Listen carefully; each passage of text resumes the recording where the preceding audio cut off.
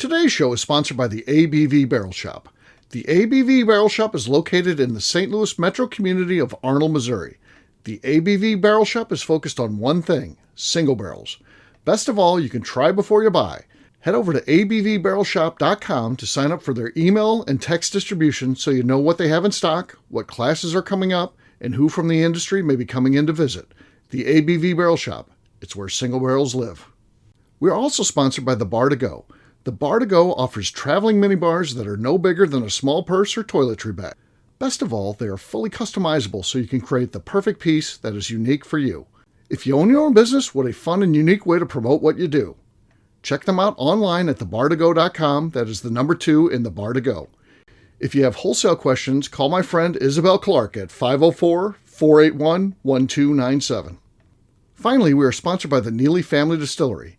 NFD is a family-owned business that keeps ringing up awards in the spirits world. Head to Sparta, Kentucky to experience the family history, award-winning spirits, and meet the Neely family. Check them out online at neelyfamilydistillery.com. Now, on to the show. Let's drink!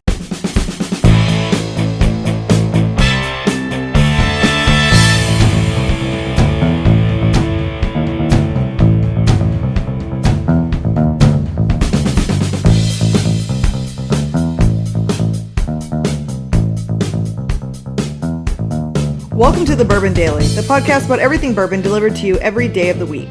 Today on the show, we talk about the notion that if you can taste it, does anything else even matter? My name is Miss Becca Sue. Please join me in welcoming my co-host Steve Akeley, as well as our special guests Ryan Thompson, Jeff Andreezy, and Tim Swyatt. Hey gang, what's up? Hey everyone. Hey, so yeah, we're going to be talking today, does it even matter? All the other stuff that people want to know when you can taste it. I get it. If you can't taste it, you might want to know some information and stuff like that, but we'll talk about that notion after the break. For right now, though, Ryan said there's something he wanted to talk about. What is that, sir? Yeah, I'm curious. Has live social shopping come across your guys' desk yet? Are you guys familiar with what's going on different social media channels out there? It's basically like QVC and Home Shopping Network, but individuals doing it at their house, at a studio. Are you guys familiar with this stuff yet? Like TikTok ads? No, but it's similar, but live. It's. Are you talking live. about? Are they selling products, or are they selling like the garage sale? Like, hey, who wants to buy this half bottle of Green River here? A little of both, actually. A little of both. Yeah, some people are doing it, and they're affiliates for different brands. Other people are doing it from their company. They're selling merch. Other people are doing some garage sales out of their house. And apparently it's humongous in Asia right now, and it's getting more and more popular here. So I just wanted to throw it out and see what you guys thought. Are they like drop shipping stuff where like that you order from them and then it just drop ships from the warehouse? Yeah, the affiliates are for sure. That's what they're doing. Yeah, it's a drop shipping model. Yeah, it's actually crazy. I mean, I know that you're all over TikTok, Ryan. I see you on there, pretty much every day. TikTok, and that's also where I see all these like people just selling stuff, and it's like it's weird kind of because it's like it is like live QVC, and then on top of it, so like some of these places are people are selling stuff from their homes, but apparently there's also like in Asia and also in like the United States, people will be like set up in a like old building, and they'll have their little like exactly cubicles set up. They're live streaming and they're like talking about the same I don't understand how to even do that. Like they're just standing there being like, all right now we've got this quick set door lock. Totally. I've got it on special right now. Oh, looks like we just sold one. We just sold one, guys, 5 minutes ago. It is all black. It is matte black. Superior security on this one. It's made convenient. You can add this to any door. It's gonna be very, very easy, guys. Any door you can add. Hello Ryan. Yes, Ryan. Thanks for entering the chat, Ryan. QVC. We're gonna be adding this on I've there. I've seen that shit with my mom. My mom watched that shit all the time. And they do it for hours. I know. Right? Totally. Yeah. And like I just like think that I have maybe a little bit too much like I don't know. Maybe I just think I'm better than people sometimes. And so like I can't do that. Like there's certainly like some used car salesmanship around it, right? Yeah. And like, I'm not saying like being good at sales is one thing, but like doing that is like a whole different level of like, because it's a fucking annoying. Right. Frankly, they're trying to get you to stop scrolling, right? Oh, this guy has energy, this guy has energy, and so that's why they're doing it like that. But yeah, it is annoying, 100%.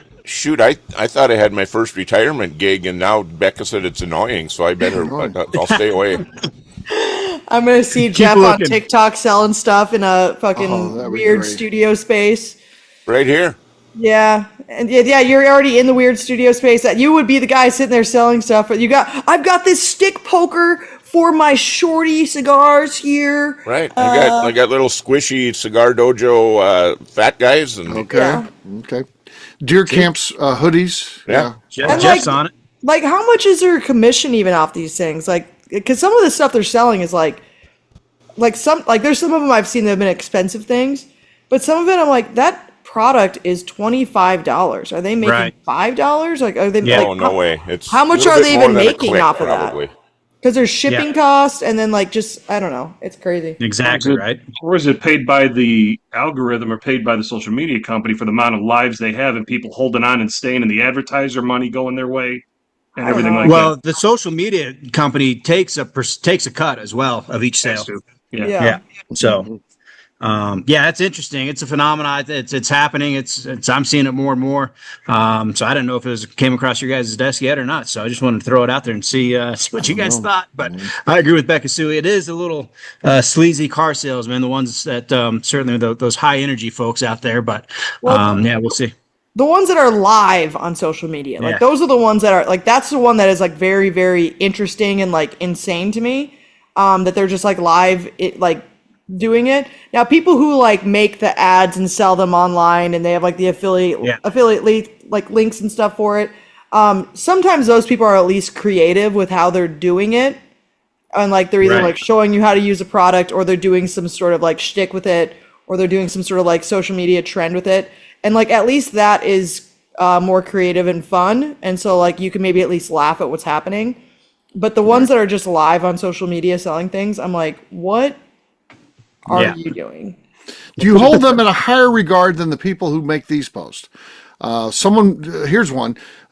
Someone born in 2000 is going to turn 40 this year. Let that sink in for a minute. And then they get a million comments because everyone has to tell them their math is wrong. And they just make bank off of it. Just because people are so lit. It's called rage. It's called rage baiting, Steve. Yeah, and it just works. People are just go crazy. Rage baiting is the funniest, most annoying form of social media, but also checks out. Like, because people get enraged, and like, if you don't give a shit if people talk shit about you and call you stupid, then why would you not just rage bait people all the time to get fucking views and likes? Yeah. You're just making bank off it, right? It's so silly. Fuck it. I don't understand. Well, here's what I don't understand about the people that post on that. If you click on the comments and you can see it's filled with people saying you're wrong and all that, why do you think you have to add your comment? How do you think that's going to be make things any different? But they do. They can't help themselves. They can't help themselves to be like I better say something on there too, so that they know that how I feel as well. Why? There's 5,000 comments on there already of people calling them stupid. Do you think that they're going to stop scrolling and read? Wait a minute. Rebecca Neely said, "You're a dumbass. Do math," and they're going to go, "Holy shit, she's right." To all my corporate friends out there, that is the new reply all email. That just people cannot stop. They keep on hitting reply all. Get off this list. They can't help themselves. And it's like, I've never been in a hostage situation before. I've been in a group text and a reply all situation that you can't get out of. Boy, group text, I tell you what, if there's one thing that Steve Akeley loves, it's a group fucking text. Oh, he loves his group Steve text. Steve Akeley loves making group texts. He loves it. I don't know about that. Steve Akeley loves being the bane of my existence, is what Steve Akeley loves to do. Every morning I wake up with 47 text messages on my phone. You can turn that off. In this goddamn group chat, map tap group chat, and it's like, Becca, why haven't you sent in your fucking numbers yet? I thought you didn't do it for 5 days. I'm like, I fucking send it in every single day. I don't know who you're even talking to. And I only do it so I'm like, all right, I don't need Steve fucking because I don't even look at all the messages. I'm like, Jesus, I just wake up every morning. I've got it on fucking silent at least. But still I look and I'm like, oh God, is the world burning down? I've got 47 messages. Nope. It's Tim Swyatt talking shit to someone else on the fucking on the group chat. And then Steve sending some fucking dumbass meme. And then Darren defending himself about something else stupid. And McNew not knowing what the hell's going on. Right.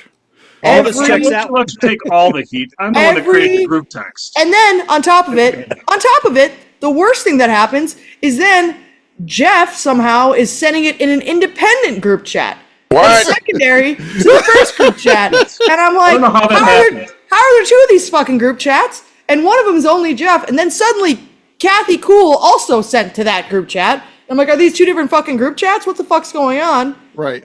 Mine was due to very poor Verizon cell phone coverage up at Deer Camp. I'll up at say Deer that. Camp. The excuses. It probably came in 3 days after I sent it, too. Possibly. But there is nothing that Steve Akeley loves more than a goddamn group chat. I don't. What group chats have we been in together? Every single Key West. Let's see. I mean, every time that there's any group of more than 3 of us. Yeah, it's up a new group chat. He starts a group I don't chat. think I'm in too many group chats. At Key West, Starts a group chat. He names it something silly, and then we go on with it, and it lasts forever. And then I get, when we're in Key West, that's 5,000 text messages that I didn't need to see. True. Where are you? Where are you? Who is this? That works well. Who is this? You don't have to opt in. I don't know who this is. You don't have to opt in. I always ask everybody, do you not want to be in? And no one says anything. Steve, you wouldn't let me not be in. That's probably true. It wouldn't matter if I said I don't want to be in. You'd be like, yeah, sure. You would add me in. Okay. I don't know that I'm in that many group chats. So the Key West, yes. Only during Key West, though. Ryan, send that $1,500 in so you can get in on this. It's awesome. Yeah. As you can tell, it's a real fucking blast. It's a real Sounds hoot. great, guys. You guys are really selling it. Yeah. Oh, yeah. There's like 14 people in it. Let's see. How many people are there? And we keep stats. Christ. Yeah, we do keep stats. So you got Matt Monica. Oh, that's actually the only reason I sent anything It's in. fun. It's fun. That's the only reason is because Matt made that thing. Right. It's 13 people in this group chat, I think. 13. Or 12. Well, 13 plus me. All right, that's 14. So Who's number 1 again right now? Oh, you are, Tim. Oh, This yeah. guy. Oh. Tim the cheater, Tim. The I only know my thing Tim geography. forgets, the internet doesn't forget, but the only thing Tim forgets is he put up his top 10 when he started this thing. He That's accidentally right. posted his Screw that top up. 10. He accidentally posted his top 10, and all scores were like 600 or less. And now all of a sudden, now 600 or less. They were not all 900, is what I there said. was I thought one it 900, was one over 800, and then the rest were 600s. And then Suddenly, And I took that back. now all of a sudden he's all 900s. All of a sudden he can't score below 900 because he just got good at geography all of a sudden. All of a sudden. Yeah, when no one was Not watching. all of a sudden. I have all of my top 10. My last one, my 10th rank now is 899. So I am almost there. All of my almost 900s. Yeah. It's not when you no one cheat, was that's looking, what happens. His alter ego's hanky panky, too. Yeah. So we all know that. Right. That's what he does on his laptop or whatever he's talking about. So yeah. It would still be hard to get. Hanky Panky's really got to work at that because it'd be hard to get 1,000 because it's almost impossible to hit exactly where it goes. Right. I mean, they had like St. Louis. I didn't even get 100 on that one, and it was like I know where that's tough. at, but yeah, no. You didn't get 100 on St. Louis? No, I didn't. It's in the middle of the country. It's hard to get exactly where it's at. I think I had like 98 on St. Louis. Oh, I think I I was had in there 99. too. I was at 98 or 99. I was close. On that note, it's your rivers. time to drink. It's time to drink. Goodness. Believe it or not, it's time to drink. What is everyone drinking? Let's start with Ryan this time. Ryan, what do you got? Well, just the old bottle and bond Heaven Hill. That's all. Here we go. Okay. Tried but true. Okay. Nothing. Okay. Nothing. All right. Becca's next. I've got a single barrel here that we did with Storied Company. This was a rye whiskey in a 53-gallon barrel, aged 4 years. All Nothing. right. That's our lead. That was nice. It was pleasant. Jeff's next. I have a bottle of McTavish bourbon finished in Scotch cask. This is their Legacy series. Okay. Okay. Oh. That's our new leader. Is Jeff. Jeff's got the lead. I'll go next. I've got a liter of American corn whiskey from Leopold Brothers. Look at that bastard. That thing it's huge. All right. Yeah, it is. Let's see what we got here. That was pretty good. Jim, who has the lead? Andreezy. Andreezy has the lead, despite how wrong that assessment was. We have to live with it, because I did appeal to a judge there. Once you do that, the decision is final, no matter how wrong it is. That's always been the rule. So, Tim, you're last but not least. You have to beat Jeff. Yes, and I'll seal the win for Andreezy with a bottle of American Single Malt from 10th Mountain. That is batch number 1 I'm still working on. Batch number 1, okay. Was around for a while. Nothing there. So I win. So cheers to me, guys. You win. I thought you said Andreezy. No, Jeff won. Jeff won. Sorry. Yeah, okay. Yeah, I screwed that up. Cheers. Nice try. At my age, just like I screwed up I mischaracterized my top 10 scores. Yes. Just like I mischaracterized my top 10 scores. Mischaracterized. Way off, by the way. Now suddenly he's good. I was way off. I admitted that I was way off. Yes. Now suddenly he's very good. He can rip off 900s like it's nothing. So yeah. So it's under investigation. We're watching. Trying to get the FBI involved. We'll see what happens. All right. We'll take a quick break, and then when we come back, we're going to be talking about this concept. If you can taste a whiskey, does anything else even matter? We'll do that in just a few.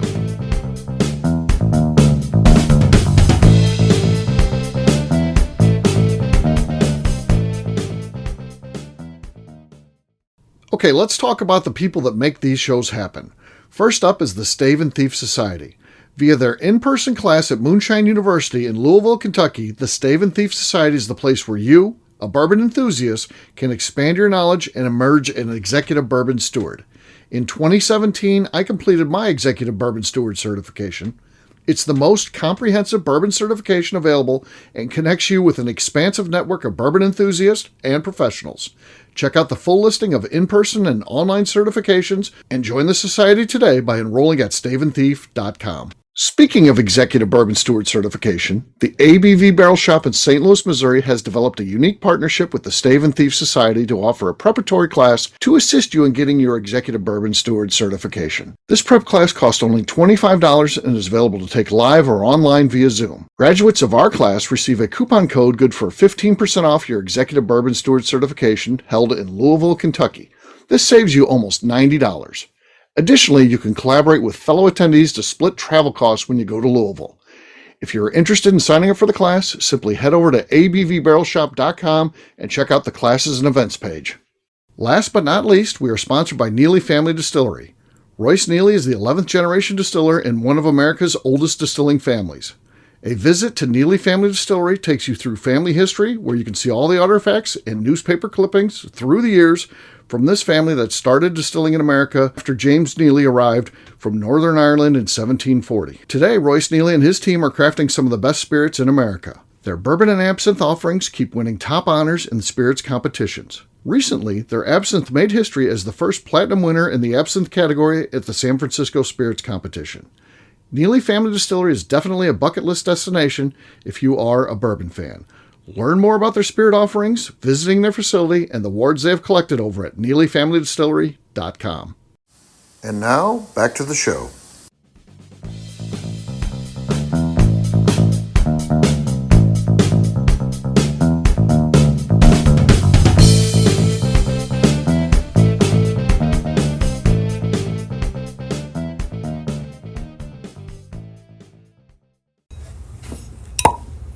Solid cork pop. And then I threw the cork on. Solid cork drop. Yeah, terrible cork drop. Hello, this is Steve Akeley, owner of the ABV Network, and you are listening to the Bourbon Daily. I'm a big bourbon guy. Welcome back to the Bourbon Daily. Today we're wondering, if you can taste whiskey, what does it even matter? Exactly.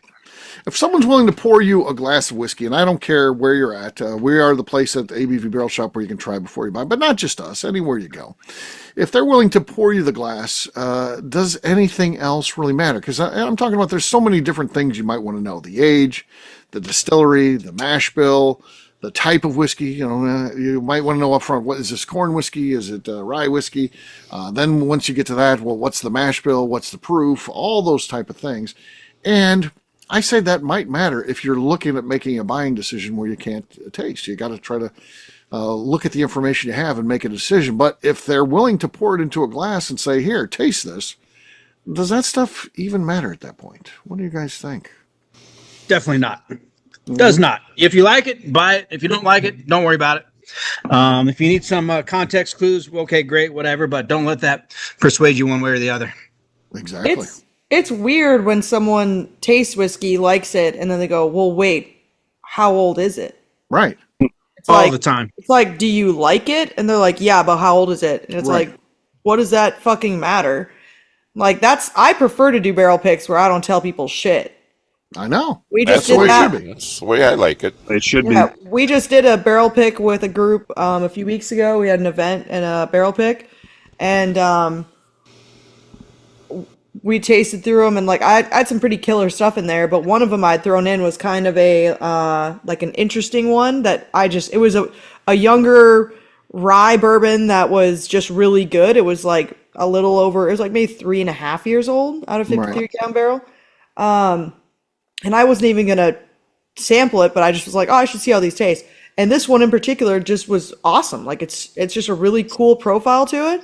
And so I threw that into the mix as the youngest one, and that's the one everybody picked. And it like everybody loved it far above all the other ones. Yeah. And then at the end, I'm like, it's 3.5 years. And I saw people be like look like they had just like murdered someone. Yeah. Yeah. Like astonished. Mm-hmm. Steve, we get that all the time at the taste rooms as well. People come in, we're like, before they even taste it, how old is it? We always say, well, why don't you taste it and you tell us how old you think it is? And let's start the conversation, right? So, which is a fun way to put the question right back on them. So, yeah, Steve, I tried to come up with a counter argument, and I couldn't. If you like it, don't be afraid to admit it. Right. Yeah. What does it mean if you don't? It's not 8 years old, and it's 2.5. You said a 3-year-old Neely product. I remember when that was extra old. Exactly. I mean, some of the best whiskey I've had is a 23-month or an 18-month, a 17-month whiskey that's done pretty damn well in the first place. Some of my favorite bottles that we have at the distillery are like 22 months old, 24 months old, 27, 28. Like those are also out of all 25-gallon barrels, so this is a bigger barrel, but still it had like just some really cool, like unique flavors to it. It's just, I think it's fucking cool as shit. Right. Yeah. It's just science. So, like we learned. It's science. That's right. It's just science. It is just strange how people think that way about stuff, especially in, small, but Maker's Mark, that's only like 5 to 6 years old, isn't it? Yeah. Between 4 and 6, right? Isn't that what they say? Like all Maker's Mark is like relative, and I tell people that too. Whenever they start being like, "Oh, well, is this the oldest you got?" I'm like, "Do you like Maker's Mark?" Yeah, I'm like, "Well, that's like 5, 6 years old." Right. Because like nobody knows that. Right. And so I kind of like to toss that at people whenever they're like, "Oh, this is only 5 years old." It's like, "Do you like Maker's Mark?"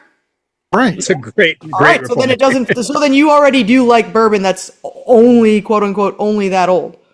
Yeah. Yeah. That's great. Like, shut the fuck up about it. Woodford there. What wasn't Woodford 5 years? Somewhere around there on a blend? I'm sure it's got to be. I think it has to be. Any of those big brands aren't old. No. The stuff that you find in every bar is just not that old. Yeah, the regular Wild Turkey stuff 101's is not old. not that old. Yeah, And the stuff that's over 10 years, it's gonna say it on there. Right. Yes. Yeah. But like the regular stuff that you're drinking is not that old. Yeah. So like if you like it, just drink it, and who cares? drink it. And also like when people go, well, I don't like rye, and then they taste it and they're like, well, but I don't like rye, and it's like you just said you liked that. Right. And there's a certain group too that if you're like, well, here I got a rye you like, there'll be a group that won't even admit it then. Now when you know it's good whiskey, you know they're fucking lying to you. But the only way you can get them is if you're like, oh, try this bourbon, and then like, actually that was a rye, because they just have in their mind they don't like rye. Yep. And sometimes some of these quote unquote bourbon guys want to teach you a lesson when you're trying to help them out. Like, here, try this rye. They'll be like, oh no, it's terrible. It's why I like generally some blind tasting. Maybe I'll know the brand or something, but I don't need to know it. And one of the things I've learned about whiskey is I've really find myself gravitating towards pot still. But no one ever told me pot still or column still before I was trying them. But the ones I like, I don't know what would happen if someone told me today they put a pot still in front of me or a column still. Would that throw me off? It might, because we're so biased. I'd imagine this shit happens to Ryan all the time because he makes single malt. And then people will go like, well, I don't like single malt. We get it all the time. It's like fucking just taste it.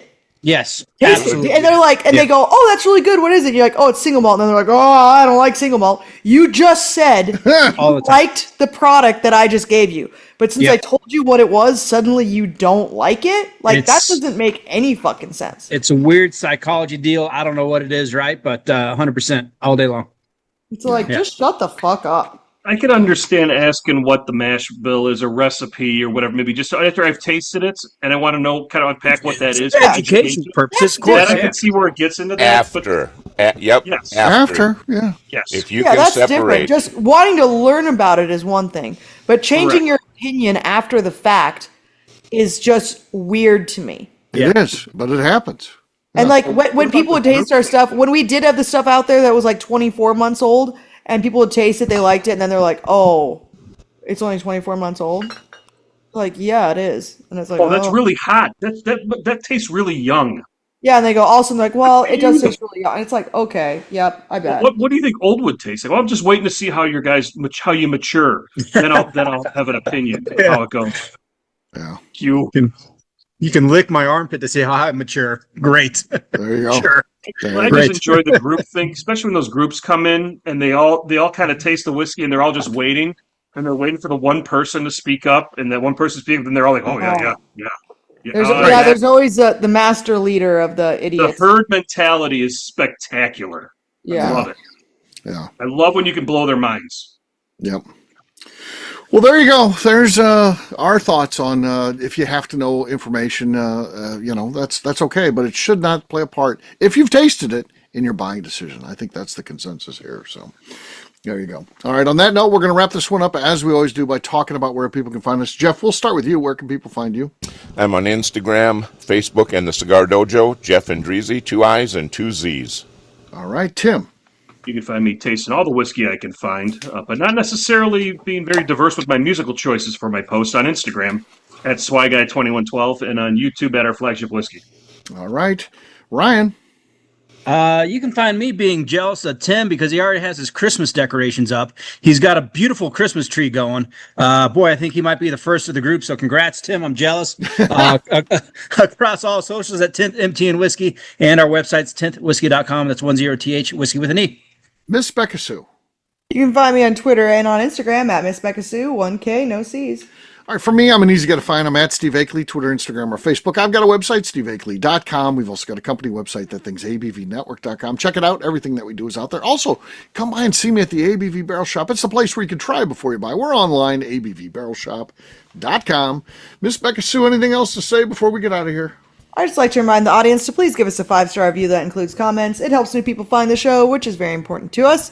If you like what we're doing, we ask you please visit our Patreon page at patreon.com/the ABV Network. Well, that'll do it for today. We'll have a brand new show for you tomorrow. Looking forward to that. Until then, take care, everybody. See ya. Bye. See you guys. Bye-bye.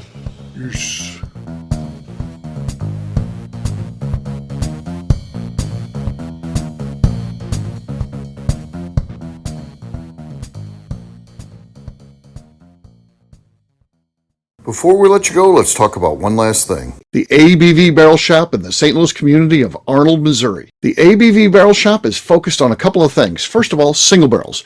We are the place where single barrels live. We go to distilleries, taste through the whiskey, select the best barrel, and have it shipped to our store where we present it to you, our customers, by allowing you to try before you buy. We're also known for the classes that we have in our education center in the store, as well as the events we have with industry professionals from the bourbon business. If you're in the St. Louis area, please come by and visit us at 6 Fox Valley Center in Arnold, Missouri. Or at a minimum, at least sign up for our email and text distribution so you know exactly what's going on in our shop over at abvbarrelshop.com.